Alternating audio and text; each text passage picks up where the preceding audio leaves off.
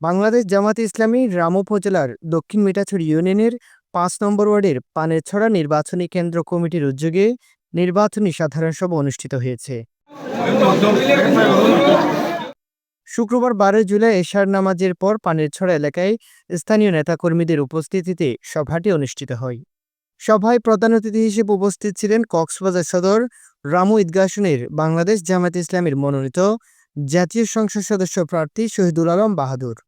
সভায় প্রধান বক্তা হিসেবে বক্তব্য রাখেন দক্ষিণ মিঠাছড়ি ইউনিয়নের কৃতি সন্তান ও কক্সবাজার সদর উপজেলার আমির অধ্যাপক খুরশেদ আলম আনসারী।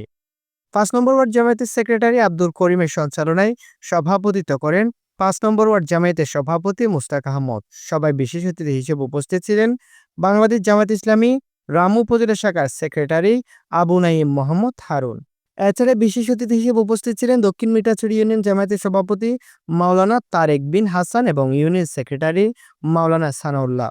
বক্তারা নির্বাচনের প্রস্তুতি জোরদার করা, সাংগঠনিক কাঠামো মজবুত করা, দলীয় আদর্শ ও কর্মসূচি জনমানুষের কাছে পৌঁছে দেওয়ার উপর গুরুত্ব আরোপ করেন। তারা বলেন, মানুষের দুঃখ কষ্টে পাশে দাঁড়ানো এবং ন্যায় ও ইনসাফ ভিত্তিক সমাজ প্রতিষ্ঠা করা জামায়াতের রাজনীতির মূল লক্ষ্য। সভায় স্থানীয় পর্যায়ের নেতৃবৃন্দ, যুব ছাত্র শিবিরের প্রতিনিধি এবং ওয়ার্ড ও ইউনিয়ন কমিটির সদস্যরা উপস্থিত ছিলেন। আলোচনা শেষে আসন্ন নির্বাচনের প্রার্থীকে বিজয়ী করার শপথ নেন নেতাকর্মীরা এবং একটি সাংগঠনিক রুটম্যাপ তৈরি করার সিদ্ধান্ত হয়। বাংলাদেশ জামাত ইসলামী সবসময় যেখানে দুর্যোগ দুর্ভোগ দুঃসময় এদেশের মানুষের পাশে দাঁড়িয়ে ঠিক কিনা? দেশ যখন গভীর সংকট, গণতন্ত্র যখন হুমকির সম্মুখীন, বাংলাদেশ জামাত ইসলামী এদেশের মানুষের যাতে নির্বিঘ্নে যার যার ভোট দিতে নিতে পারবেন, ফলিকে ভোট খরণ করে নিতে পারবেন, কেয়ারটেকার সরকারের ফর্মুলা বাংলাদেশ জামাত ইসলামী দুনিয়ার বুকের মাঝে নতুন ইতিহাস সৃষ্টি করি এই কেয়ারটেকার ফর্মুলা আবিষ্কার করছি ঠিক কিনা?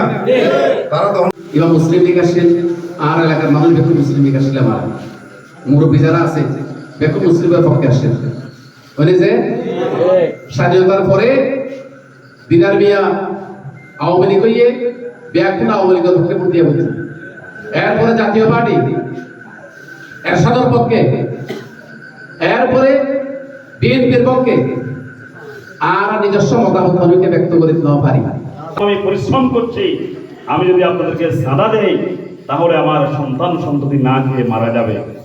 সেই কথা যখন বলছে, নব্য হয় না, নব্য ফ্যাসিস্টদের দূষক শেখ হাসিনার প্রেতাত্মা আমার সেই বাঙালি ব্যবসায়ীকে মারতে মারতে ঢাকার রাজপথে উলঙ্গ করে যখন শেষ পর্যন্ত তার নিঃশ্বাস যাচ্ছে না, তার উপরে বিশাল আকৃতির পাথর উপর্য করে তিনটা পাথর তাকে উপর্য করে তার গায়ের উপর নিক্ষেপ করে তাকে সেখানে শেষ নিঃশ্বাস ত্যাগ করেছে।